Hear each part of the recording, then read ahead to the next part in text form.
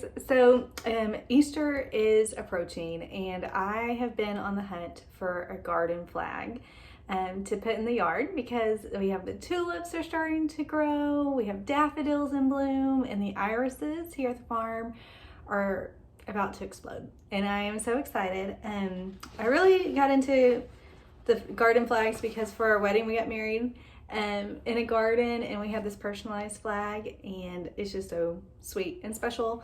And anyway, so we've had a few different, it's just a fun way to like celebrate the different seasons. And with Easter coming, I knew I wanted one for Easter, but I'm really pretty picky when it comes to even something as simple as a garden flag. And so I just couldn't find the one that I wanted.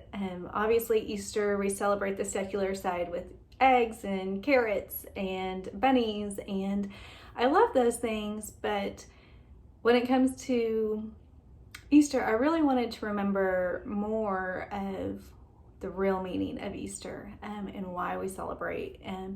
And some of the other ones just, I don't know, I wasn't super drawn to them. And so I thought, you know what?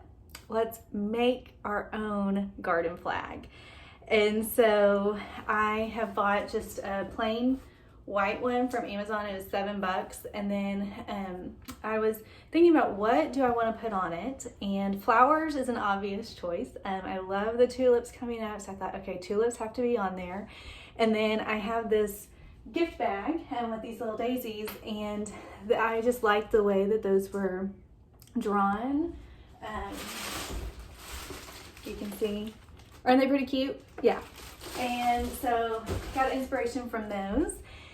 And then I was thinking, okay, what do you put on here? And in my Bible study, we were studying just the life of Jesus, and learned last week how when Jesus breathed his last breath and he said, "It is finished," that same word in Greek would have been, there's commentary that says that that would have been stamped on tax receipts to mean paid in full. And I just couldn't stop thinking about that. I thought that is so cool. And at the same time, what's ironic is I'm in here in the laundry room crafting and having a lot of fun, and Will is over in the other room doing our taxes.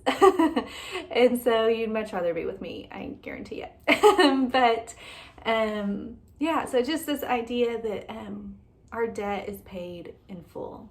And I just love that. But then as I was thinking through it more, I wanted something that connected with the flowers and all this new life springing up. And so what came to me, I jotted it down here just to have a little template, but he is risen, so shall we. And I thought that that just really spoke to the tulips coming up, that they rise up and they stand tall in all the storms. You know, spring is known for all the different storms and the hailstorms that come through, the rain showers, the wind, and sometimes there's snow that comes through still in Oklahoma, and the tulips are so resilient. They stand tall in the midst of it. And so it's this idea that in this life, even when we endure hard times, that because Jesus has risen, we have to remember that we will too. And our eternal life doesn't start one day when we get to heaven. It starts right here, right now. And that he came so that we could have life to the full. And that is what we're celebrating. So what I did is I started, I'm gonna have to hold it really close so you can see my sketches. I just took a pencil and sketched out what I wanted to paint. And so I put just a rotation of the tulips and the daisies across the bottom. And then I wrote on the top, he is really faint, so it's hard to see, but he is risen, so shall we. And so now it's time to paint. And I'm gonna show you, hang around, because I'm gonna show you a tip on, even if it's not a garden flag that you created, how you can keep it from fading in the sun.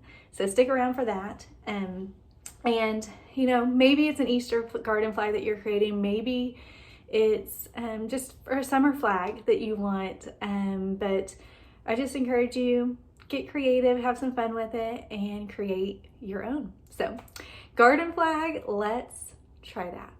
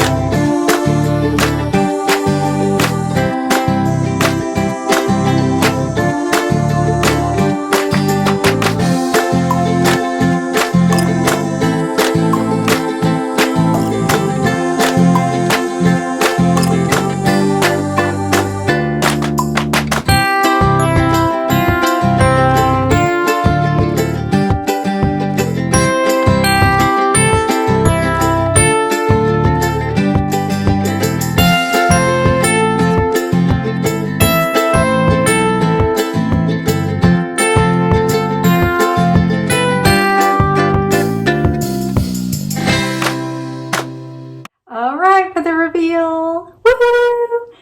A little butterfly made it up there just because there was some white space I needed to fill, and it goes with the whole rising and becoming new again. A caterpillar becomes new into a butterfly. Kind of like that idea.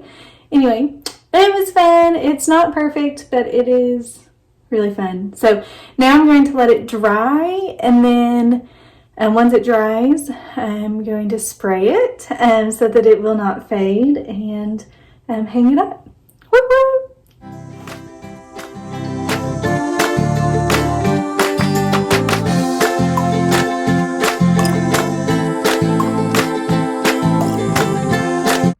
All right, well, I told you that I would show you a little trick on how to keep your garden flag from fading in the sun. And it comes in this little can, Scotchgard outdoor sun and water shield. And so just gonna spray this.